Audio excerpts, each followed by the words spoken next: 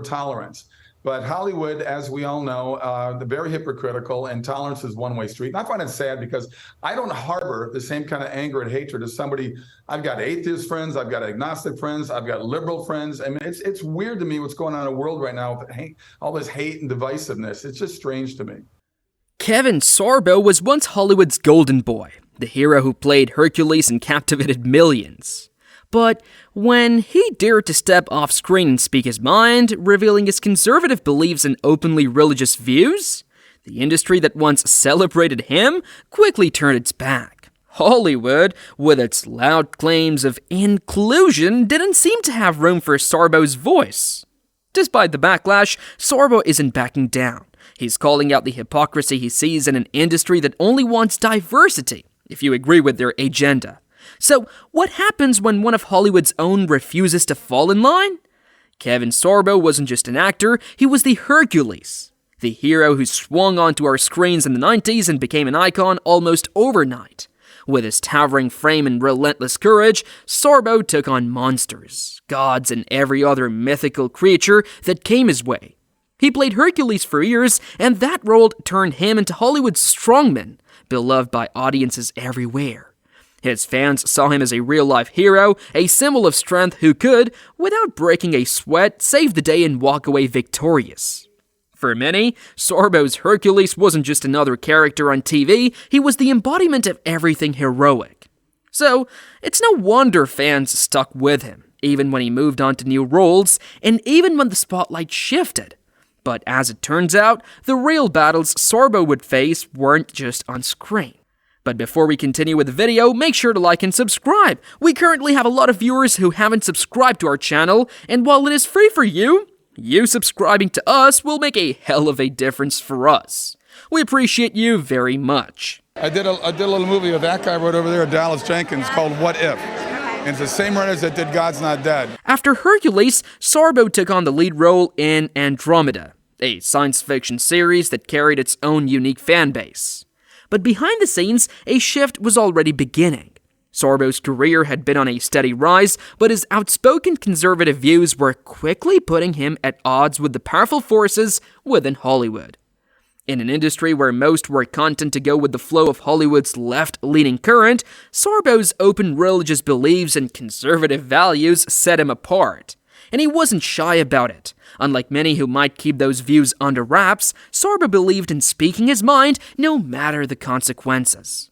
This no-filter approach to his beliefs didn't exactly go down well with many of his Hollywood peers, and slowly he began to feel the pushback. Some colleagues in Andromeda made their disapproval clear, even going so far as to label him anti-education, solely based on his political stance.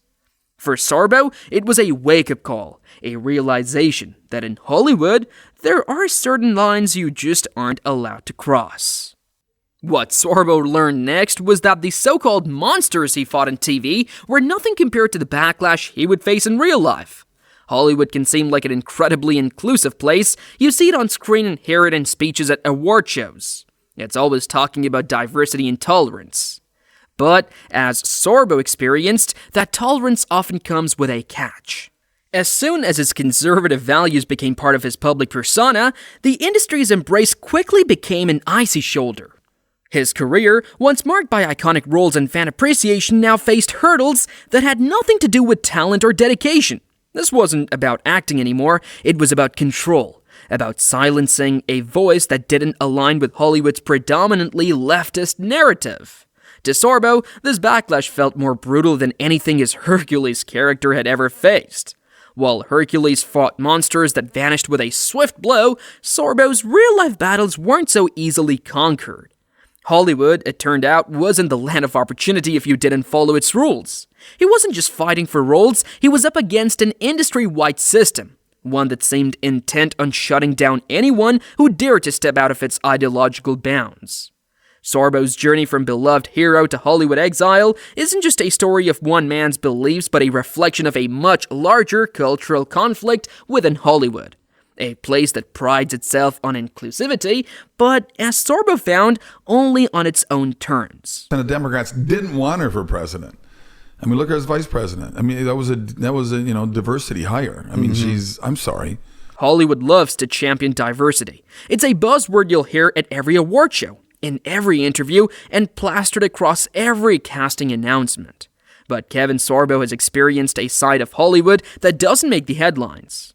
He argues that this celebrated diversity only stretches as far as the boundaries of a specific progressive ideology. For all its talk about inclusion, Hollywood, according to Sorbo, only has room for one kind of voice, one that fits its narrow, left-leaning mold. And if you step outside of that, well, the consequences are quick, harsh, and unforgiving. Sorbo's outspoken conservative values and open religiosity weren't just personality quirks, they became career risks. He realized firsthand that Hollywood's tolerance came with an unspoken condition: agree with us, or be prepared to face the fallout. In his experience, the same people who preached about embracing different perspectives were often the first to shut down anyone who didn't align with their views. Hollywood's version of diversity didn't seem to welcome differing opinions, especially if they leaned conservative.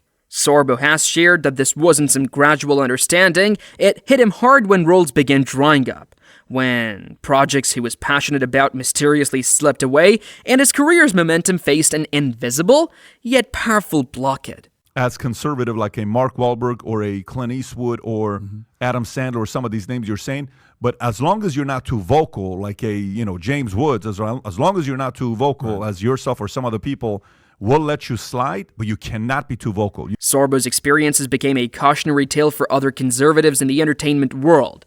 It wasn't just the loss of opportunities, but also the unraveling of relationships he had built over decades. Longtime agents and managers who had been with him through thick and thin suddenly distanced themselves. In an industry built on connections, Sorbo's open views seemed to sever the ties he had relied on for years. To Hollywood, it seemed his outspokenness had crossed an unwritten line, making him a risk that few wanted to associate with. The price of his beliefs wasn't just public criticism, it was personal and professional isolation. And my agent manager called me in one day and said, "We can't work with you anymore." I felt like I was going to intervention. I said, "What do you mean you can't work with me anymore?" He said, "Well, you're becoming a little more vocal." And I wasn't vocal in a negative way or an angry way or a hateful way. I was asking questions.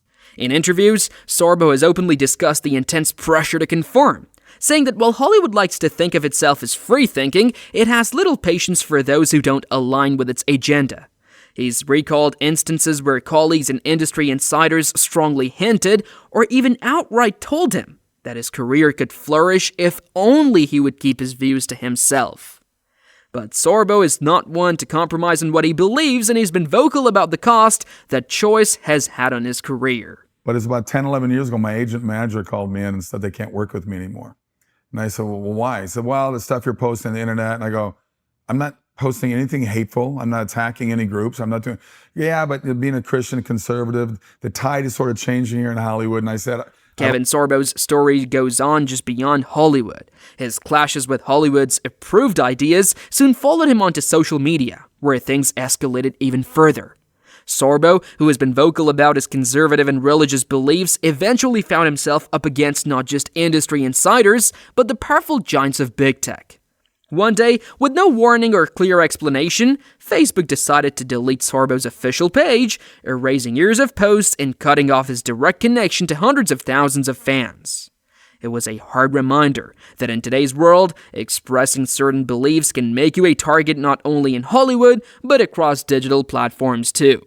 Well, she was fired because she had heterodox opinions on face masks and the 2020 election. Sorbo's experience isn't unique. He's just one of many public figures who have faced swift and sudden backlash from big tech simply for sharing views that don't align with mainstream narratives. Gina Carano, known for her role in The Mandalorian, faced a similar fate. She was fired from the show after sharing social media posts that didn't sit well with Disney, sparking a huge conversation about freedom of expression and double standards in the entertainment industry. Carano, like Sorbo, became another high-profile example of the consequences actors face if they dare to voice opinions outside the established Hollywood or big tech script. I'm one of the first people that got, attacked by the woke world and the cancel culture in Hollywood 12 years ago when they basically said we can't work with you anymore before it became a term. Yet, for both Sorbo and Carano, something remarkable happened. Despite being effectively cancelled by the mainstream, they found a surprising amount of support from everyday people who felt similarly marginalized or silenced.